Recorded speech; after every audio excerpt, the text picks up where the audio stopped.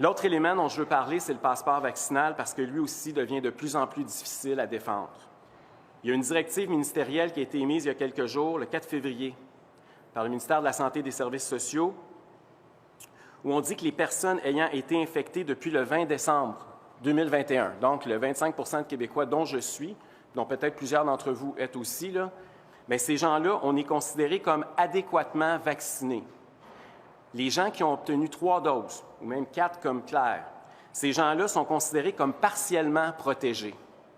Donc, ils sont, selon leurs propres critères, la propre directive, les gens qui ont eu la COVID sont plus protégés que les gens qui ont les 3 doses. Même ceux qui étaient non vaccinés, c'est précisé même dans la directive, même les non vaccinés. Donc, quelqu'un qui est mieux protégé que quelqu'un qui a eu ses 3 doses ne peut pas partir puis aller s'acheter un tournevis chez Canadian Tire ou chez Canac.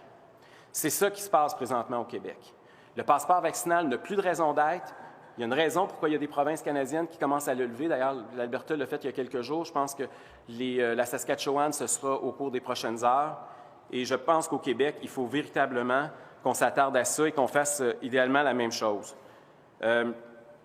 Et pour ce qui est du gouvernement qui dit, parce que j'entends déjà la question venir, là, oui, mais hier, le directeur de la santé publique a réitéré qu'il fallait maintenir le passeport vaccinal.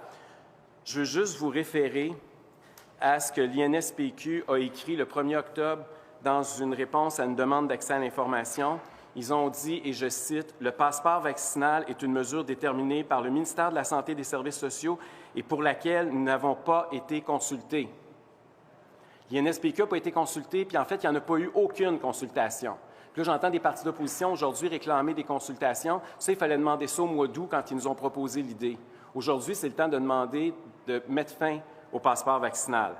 Et plus précisément, quand l'INSPQ s'est fait questionner pour savoir quelles preuves scientifiques ils avaient pour justifier le passeport vaccinal, ils ont répondu, et je cite, « L'Institut ne détient aucun document pour cet élément de votre demande. » Fin de la citation.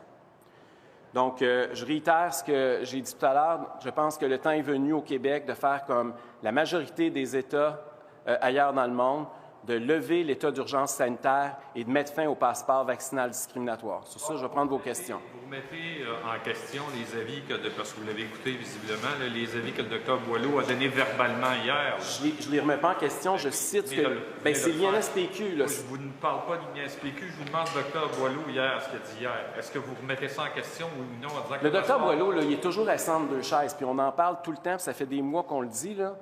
D'un côté, là, il y a des politiciens qui disent des choses la veille, parce que je vous rappellerai que Christian Dubé avait dit ça la veille. Le Dr Boileau s'est fait le relais de ce que le ministre avait dit la veille. Il préfère, semble-t-il, contredire les directives de l'Institut national de la santé publique plutôt que celles du ministre Dubé. C'est pas qu'il n'est pas crédible, c'est qu'il est assis dans une position très inconfortable. C'est ça le problème de l'amalgame qu'on a au Québec entre le politique et le scientifique.